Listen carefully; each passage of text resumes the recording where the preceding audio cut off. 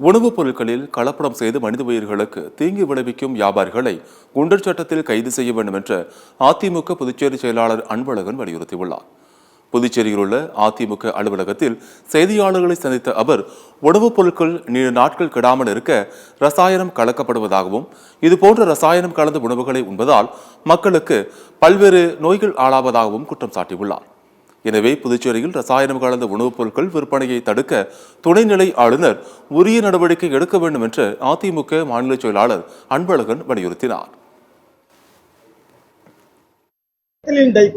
சொல்லிட்டு ஒரு கெமிக்கலை கலக்கிறதால ஒரு மனித உயிருக்கு தீங்கு விளைவிக்கக்கூடிய மிகப்பெரிய அபாயகரமான பல நோய்கள் உருவாவதற்கு நிறைய காரணமா இருக்கு. புதுச்சேரி மாநிலத்தில் எந்த நிலையிலும் மக்களுடைய உயிருக்கு தீங்கு விளைவிக்கக்கூடிய ரசாயன பொருட்களை கலந்து விற்பனை செய்யக்கூடிய யாராக இருந்தாலும் அவர்கள் மீது குண்டாசில் வழக்கு பதிவு செய்யணும். அவங்களுடைய கடைகளுடைய உரிமத்தை உடனே ரத்து பண்ணணும். ஒரு 10 நாளுக்குள்ள அரசாங்கம் இது சம்பந்தமா எடுக்கலைன்னா இந்த ரசாயனம் கலந்த மீன், ரசாயனம் கலந்த பழம், அந்த பழம் இந்த பழம் அழுவுந்து எல்லாத்தையும் ஒரு 4 மூட்டையை எடுத்து போய் சட்டமன்றத்தில் கொட்டுவோம். கொட்டக்கூடிய போராட்டத்தை அதிமுக நடத்தும். முதல்ல இந்த மக்களுடைய இந்த பிரச்சனையில துணைநிலை ஆளுநர் உரிய நடவடிக்கையும் கவனத்தையும் கொண்டு